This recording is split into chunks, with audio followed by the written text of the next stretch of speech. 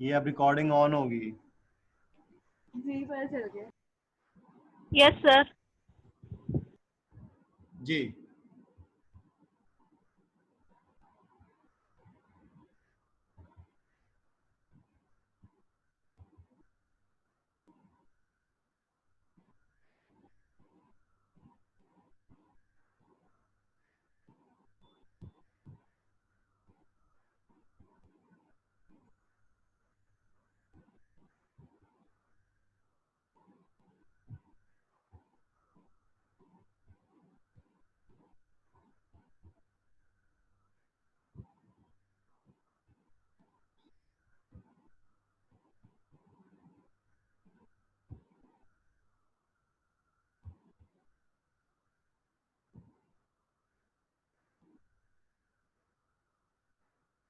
तो हमारा टॉपिक है आज का reflection of sound and speed of sound.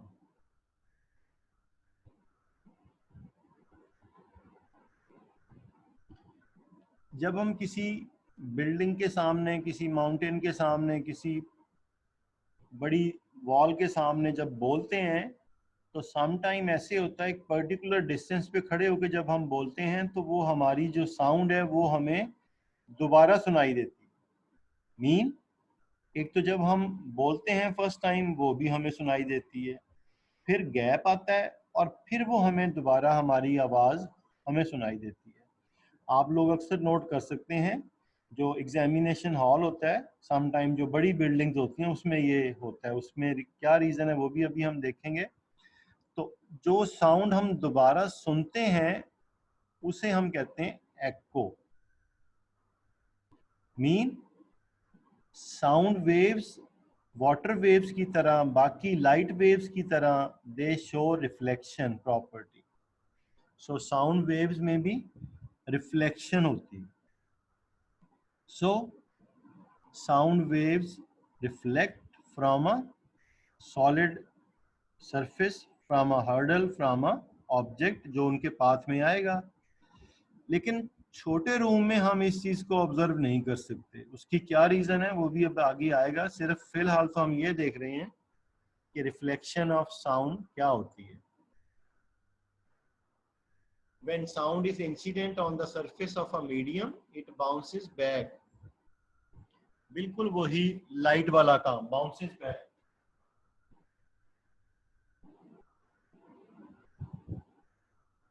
Bounces back mean वापस आती है into the first medium. This phenomena is called echo or reflection. अब हम देखते हैं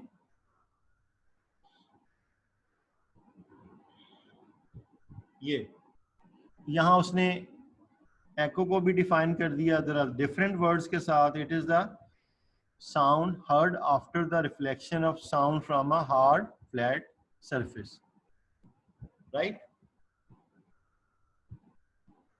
अब छोटे रूम में क्या होता है, हम echo को क्यों नहीं ऑब्जर्व कर सकते? उसकी रीजन ये होती है कि जब हम बोलते हैं हमारी जो अपनी आवाज होती है वो हमारे ब्रेन में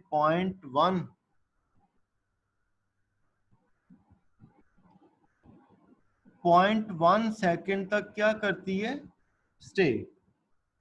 अगर वो रूम छोटा है, हमने बोला, अभी हमारी अपनी आवाज 0.1 सेकंड के लिए हमारे माइंड में सस्टेन कर रही थी, स्टे करती है, हमें उसकी फीलिंग रहती है। लेकिन अगर रूम छोटा होगा तो वो जो हमारी आवाज है वो जो साइड पे वॉल्स हैं वहां से रिफ्लेक्ट होके वापस आ जाएगी। पहली साउंड भी अभी हमारे माइंड में चल रही है, हम सुन रहे हैं, दूसरी साउंड भी आ गई। So we can't differentiate between the first and the reflected mean second sound. हाँ, अगर कोई बड़ा हॉल होगा, हम उससे थोड़ा वॉल से डिस्टेंस पे खड़े होंगे, हम बोलेंगे, हमारी साउंड जाएगी। हमने खुद भी सुनी, जब हमने बोला हमारे माइंड में वो sound 0.1 second, 1/10 of a second part तक वो रहेगी। अब साउंड जा रही है, वो वॉल से स्ट्राइक करके वापस आएगी। अगर वो वॉल हमसे इतने डिस्टेंस पे है कि जो साउंड वापस आई है उसको 0.1 सेकंड से ज़्यादा टाइम लग जाए, तो फिर क्या होगा? तो फिर हमारे माइंड में वो जो पहले वाली साउंड है उसका जो इफेक्ट है वो ख़त्म हो जाएगा। देयर इज़ अ गैप, वहाँ पे गैप आ जाएगा। फिर वो जो साउंड वापस आई है रिफ्लेक्ट होके वो हम सुनेंगे, फिर हमें उन दोनों में हम डिफरेंस कर सकते हैं। सो वो जो बाद में हम साउंड सुनते हैं दैट इज कॉल्ड एको। तो ये कब पॉसिबल है? जब हमारे माइंड में जो पहले वाली साउंड है उसका इफेक्ट क्या हो जाए, खत्म, और फिर वो जो बाद में साउंड आई है वो गैप के बाद आए। फिर हम ऑब्जर्व कर सकते हैं कि ये हमने पहले भी आवाज़ सुनी है, फिर गैप आया, फिर हमने अपनी आवाज़ को दोबारा सुना है, ठीक है। और दैट इज कॉल्ड, इस प्रोसेस को, इस फिनोमिना को हम कहते हैं reflection of sound. Reflection of sound. और वो जो साउंड हम सुनते हैं, री हेयर, दोबारा सुनते हैं, that sound is called echo. तो ये एमसीक्यूज में आपसे पूछ सकता है, for how long the sounds effect stay in our mind, in our brain. अगर ब्रेन हो तो कितनी देर स्टे करती है साउंड? 0.1 सेकेंड। अब एको के लिए जो कंडीशन है वो क्या है? कब हमें साउंड सुनाई देगी? हम हर्डल से कितने डिस्टेंस पे होंगे, कितने डिस्टेंस पे अगर हम कम होंगे तो हमें सुनाई नहीं देगी।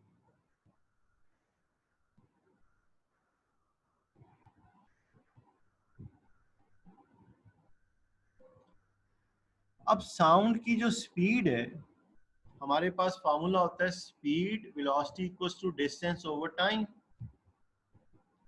राइट। अब अगर हम डिस्टेंस कैलकुलेट करना चाहें, डिस्टेंस, तो वेलोसिटी मल्टीप्लाई बाय क्या कर देंगे? टाइम। ये स्पीड ऑफ साउंड एयर में होती है 344 मीटर पर सेकेंड, ये टाइम आ गया, तो ये बन गया 34.4 मीटर। लेकिन ये वो डिस्टेंस है जो साउंड 0.1 सेकेंड में ट्रेवल करती है। मीन साउंड जाएगी, वापस आएगी। अगर हम इस डिस्टेंस को कर दें हाफ, वो कितना बनेगा? 17.2 मीटर। इट मीन्स कि अगर हम किसी वॉल से 17.2 मीटर के डिस्टेंस पे खड़े हैं, हम बोलेंगे, हमारी साउंड 17.2 मीटर जाएगी, 17.2 मीटर वापस आएगी, तो कितना डिस्टेंस कवर करेगी? 34.4। तो मिनिमम जब वो साउंड हमारे ब्रेन में पहुंचेगी, हमारे माइंड में पहुंचेगी, हमारे कानों तक पहुंचेगी, पहली साउंड का इफेक्ट खत्म हो रहा होगा, ये सुनाई देना शुरू हो जाएगी। अगर हम इससे कम डिस्टेंस पे खड़े हैं, मीन 10 मीटर, 15 मीटर, वॉल से 15 मीटर के डिस्टेंस पे खड़े हैं, तो क्या होगा? अभी हमारे माइंड में पहली साउंड का इफेक्ट होगा, दूसरी साउंड भी आ जाएगी, तो हम उसे डिफरेंशिएट नहीं कर सकते। तो इस कैलकुलेशन से पहले हमने ये देखा कि इस स्पीड के साथ इस टाइम में साउंड कितना डिस्टेंस कवर करती है। दिस इज, ये साउंड के जाने का और वापस आने का डिस्टेंस है। तो फिर एक साइड का डिस्टेंस कितना हो गया? इसका हाफ, 17.2 मीटर। इट मीन्स अगर हम किसी हर्डल से मिनिमम इतने डिस्टेंस पे होंगे तो हम ऑब्जर्व कर सकेंगे एको को। इससे कम डिस्टेंस पे एको पॉसिबल नहीं है। अब ये 17.2 मीटर एक बड़ा हॉल होता है, ये जो हमारे आम रूम है ये तो 4 मीटर 5 मीटर 6 मीटर तक होते हैं इनकी जो टोटल है। तो ये तभी पॉसिबल है कि अगर हम किसी पहाड़ के सामने खड़े होके बोलें, या किसी ऐसी बिल्डिंग सॉलिड वॉल, किसी ऐसी चीज के सामने जो हमसे मिनिमम कितने डिस्टेंस पे है, 17। इससे ज्यादा पे भी पॉसिबल है लेकिन इससे कम पे पॉसिबल नहीं हो।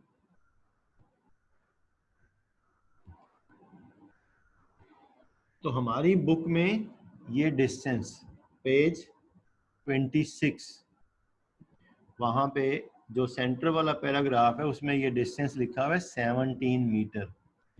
तो अगर वो हमसे एमसीक्यूज में पूछता है what is the minimum distance for echo, हम 17 मीटर को आंसर करेंगे। जो उसकी एक्चुअल वैल्यू है वो 17.2 है।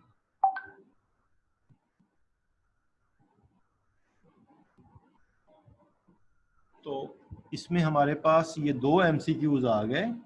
For how long sound persist in our brain in our mind 0.1 second, and what is the minimum distance for echo 17 metre.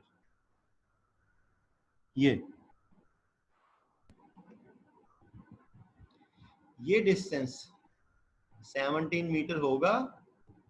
Sound जाएगी वापस आएगी, जब हमारे कानों को टच करेगी पहली साउंड का इफेक्ट क्या हो जाएगा, finish. Then we can observe एको।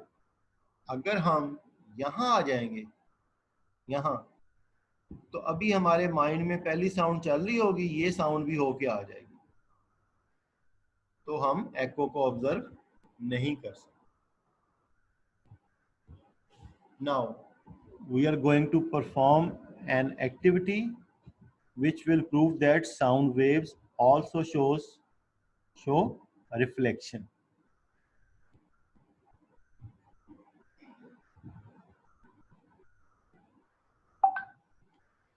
ये वॉल है,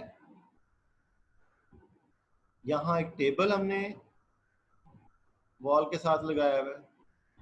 ये उस टेबल को सेंटर में हमने पार्टीशनिंग की हुई है। ये दूसरा एक हमने वुडन सॉफ्ट वुड की एक दरमियान में पार्टीशनिंग कर दी। यहाँ थोड़ा सा गैप है, ये और ये एक दूसरे के साथ इन कांटेक्ट नहीं है। ये ऐसे है जैसे हम दीवार के साथ टेबल लगा लें और उस टेबल के ऊपर एक और शीट खड़ी कर दें, थोड़ा सा गैप वॉल के साथ छोड़ दें। ये इस जो एंड में लिंक दिए हुए ना, उसमें 2-3 बड़े अच्छे लिंक हैं, उसमें वो प्रॉपर एक्टिविटी परफॉर्म करते हैं, वो देखिएगा ज़रूर। उसमें ये एक्टिविटी एक क्लासरूम में परफॉर्म की जा रही है बिल्कुल प्रॉपर तरीके के साथ, उसको आप ज़रूर देखिएगा लिंक को। ये दो हमारे पास पाइप्स हैं, प्लास्टिक पाइप, ये भी और ये भी। ये क्लॉक है, हमने उसने इसको लिखा हुआ कार्डबोर्ड ट्यूब, वो जो हम चार्ट पेपर को रोल करके बना लेते हैं, वो ले लें। इसको हमने एक प्रॉपर एंगल पे रखा, इसके सामने ये क्लॉक लगा दिया, रख दिया।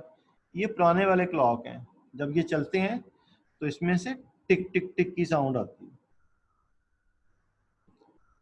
ये पार्टीशनिंग है, सॉफ्ट वुड की एक वॉल है। एक पाइप दूसरी साइड पे हमने रखा हुआ है, ये लिसनर है, ऑब्जर्वर है, हम है। हम क्या करेंगे, इस पाइप को यहाँ रख के सुनेंगे, यहाँ रख के सुनेंगे, यहाँ रख के इसके साथ कान लगा के सुनेंगे, यहाँ सुनेंगे। डिफरेंट पोजीशंस पे हम इस पाइप को यहाँ, इसकी पोजीशंस हम क्या करेंगे, चेंज। हम साउंड की लाउडनेस ऑब्जर्व करेंगे, साउंड की लाउडनेस ऑब्जर्व करेंगे। तो हम देखेंगे इधर भी लाउडनेस कम है, जब हम पाइप को यहाँ रखते हैं ये लाउडनेस भी कम है। और हमने एक पॉइंट इस ट्यूब की ऐसी लोकेशन, ऐसी पोजीशन हमने लोकेट कर ली कि यहां इसकी लाउडनेस मैक्सिमम, अगर हम इधर जाते हैं तो भी लाउडनेस कम हो जाती है, अगर हम इधर आते हैं तो भी लाउडनेस कम हो जाती है।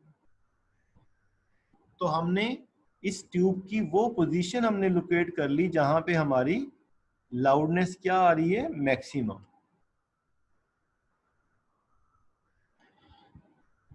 ओके, हमने इस पाइप की लोकेशन, ये पोजीशन लोकेट करके इसको यहाँ पे हमने फिक्स कर दिया, छोड़ दिया।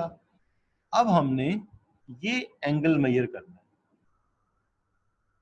Angle of this tube with this partitioning, this is normal, this is angle of incidence. इस एंगल को हम प्रोटेक्टर से मेजर करेंगे, फिर इस एंगल को मेजर करेंगे। तो हम देखेंगे ये जो एंगल ऑफ रिफ्लेक्शन है ये एंगल ऑफ इंसिडेंस के इक्वल है, ऑलमोस्ट इक्वल।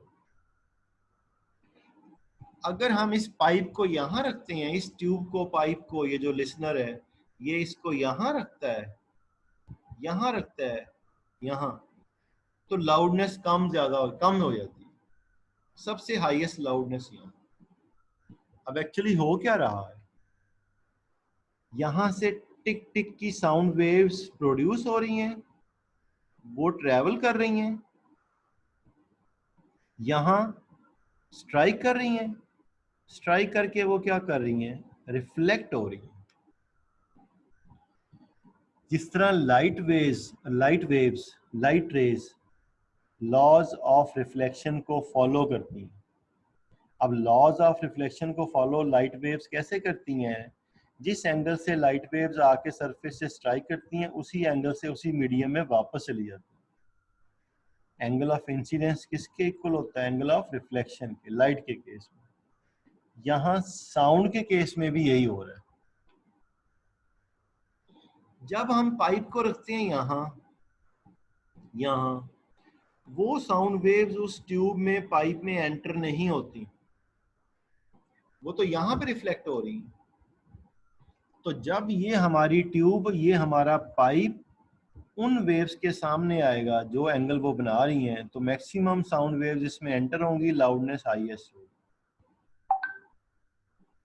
तो अगर हम पाइप को यहां रखेंगे तो हमें लाउडनेस कम सुनाई देगी। तो इस एक्टिविटी से ये प्रूव हुआ कि sound waves also follow reflection loss. Sound waves में भी रिफ्लेक्शन होती है। तो ये एंगल और ये एंगल इक्वल है। तो इससे ये क्लियर हुआ कि साउंड वेव्स यहां से जा रही हैं, जिस एंगल से वो सॉलिड सरफेस से, वॉल से स्ट्राइक करती हैं, वही एंगल बना के वो वापस चल जा रही हैं। अगर हम उसी एंगल पे ये ट्यूब रखेंगे, पाइप रखेंगे, तो लाउडनेस मैक्सिमम होगी, अदरवाइज लाउडनेस वेरी कर जाएगी।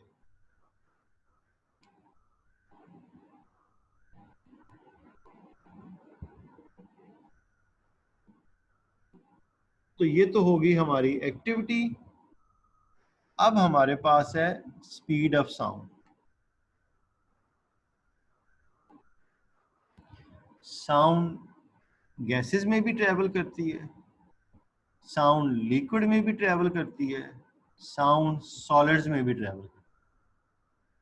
हमने इस चैप्टर के स्टार्ट में एक एक्टिविटी की थी, sound requires a material medium. कोई ना कोई मटेरियल मीडियम, अब मैटर में सॉलिड, गैसेस, लिक्विड। तो नॉर्मली हम जो साउंड वेव सुनते हैं वो हमारे पास एयर के थ्रू ट्रेवल करके आ रही होती है।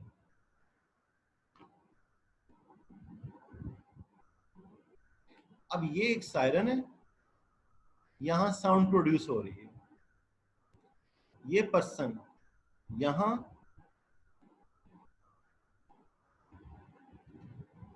ठहरा हुआ है, ये साउंड एयर के थ्रू इसकी तरफ जा रही है। ये भाई साहब पानी में है, ये साउंड इसकी तरफ भी ट्रेवल कर रही है, ये स्पेस में है, ये वैक्यूम में है, ये साउंड इसकी तरफ नहीं जा रही, क्योंकि साउंड को क्या चाहिए, मटेरियल मीडियम। पेज 27 पे उसने जो पैराग्राफ है स्पीड ऑफ साउंड का, उसने ये इस पैराग्राफ में उसने कंपैरिजन किया हुआ कि जो speed of sound waves in air है, लिक्विड में, वाटर में उसका 5 टाइम है।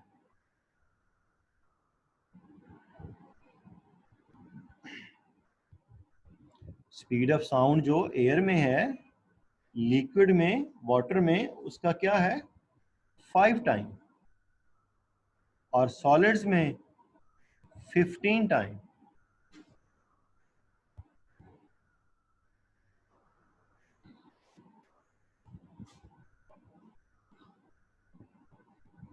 ये the speed of sound in liquid is 5 times that in gases.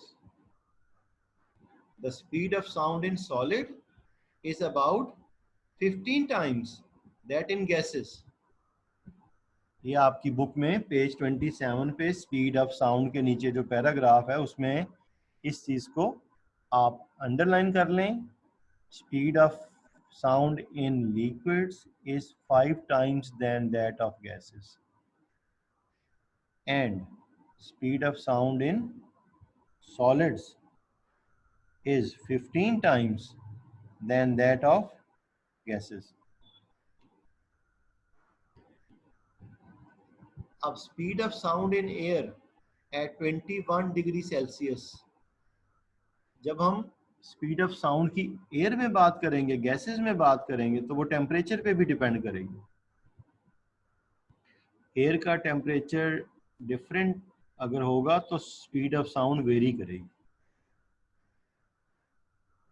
तो 21 डिग्री सेल्सियस पे, और जो प्रेशर है वो भी स्टैंडर्ड एटमॉस्फेरिक प्रेशर, तो स्पीड ऑफ साउंड ये होगी।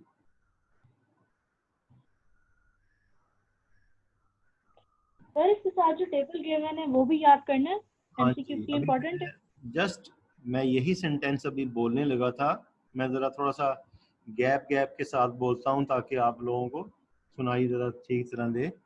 तो ये जो साइड पे टेबल है इसमें डिफरेंट गैसेस, डिफरेंट लिक्विड्स और सॉलिड्स।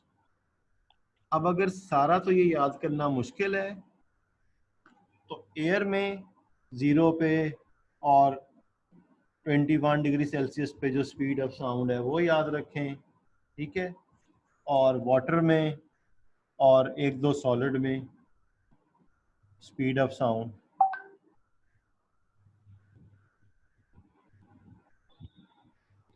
अब एयर में 0 डिग्री सेल्सियस पे क्या है और 21 डिग्री सेल्सियस, 25 डिग्री सेल्सियस पे आप देखें क्या है, 100 पे क्या है, ठीक है। इसी तरह जितनी वैल्यूज आप इसमें से याद रख सकते हैं वो आप याद रखेंगे।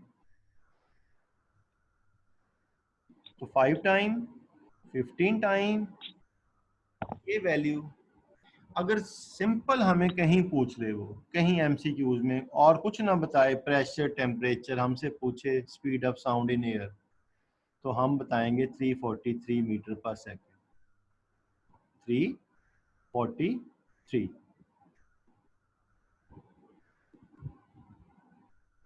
स्पीड ऑफ साउंड हम किस फार्मूले से कैलकुलेट करते हैं, इस फार्मूले से, v is equal to F lambda. ये वेव्स की स्पीड फाइंड करने का फार्मूला है ना, किसी भी कोई भी वेव हो उसकी स्पीड इस फार्मूले से हम फाइंड कर सकते हैं। v wave speed, f frequency of the wave, lambda wavelength of the wave. Sir हमारी अगली क्लास का टाइम हो गया। ठीक हो गया जी, मेरी अगली क्लास का टाइम भी हो गया, सिर्फ आपका नहीं हुआ। चलें। तो ये हमारा, ये मैंने वो टेबल यहाँ आपको शो भी किया हुआ है, ठीक है। अब देखें, एयर में स्पीड ऑफ साउंड कितनी है 300 समथिंग, और वाटर में कितनी है 1500 समथिंग। तो ये इसका क्या हो गया 5 टाइम। और इधर देखें 6000 5000, तो वो इसके क्या हो गए 15 टाइम। ये आपका फार्मूला, ठीक है। ये हमने जो बुक में एग्जांपल है वो सॉल्व की हुई है। Calculate the frequency of a sound wave of speed this, ये साउंड स्पीड, और वेवलेंथ ये है।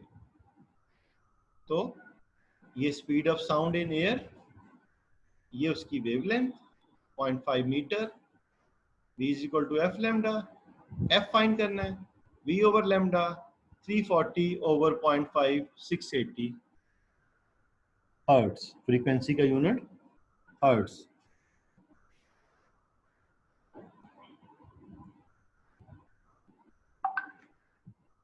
इन वीडियोस को बच्चे देखा करें, इनको सेव कर लिया करें इन लिंक्स को।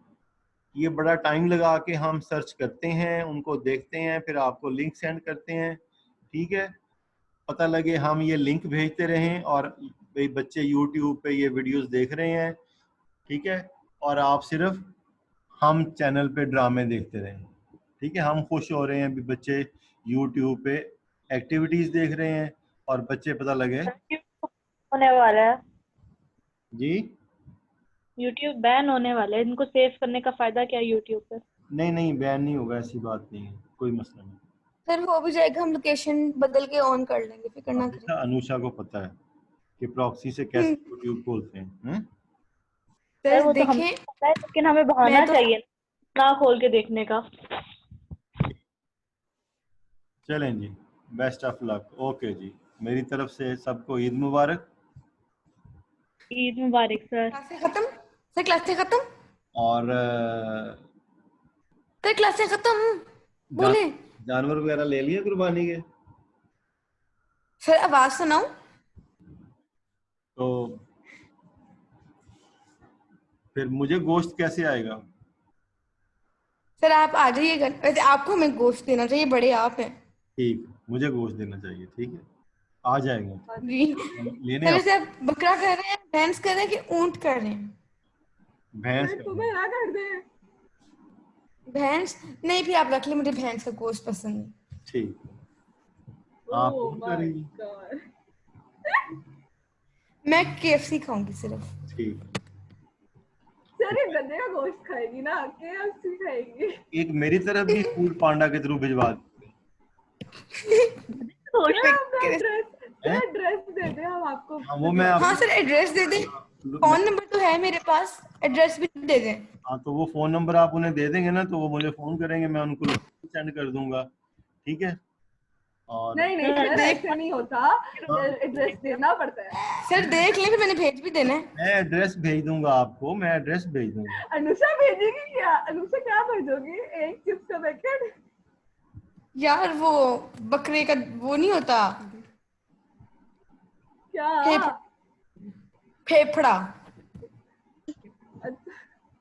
मेरे फेफड़े से ही काम कर रहे हैं।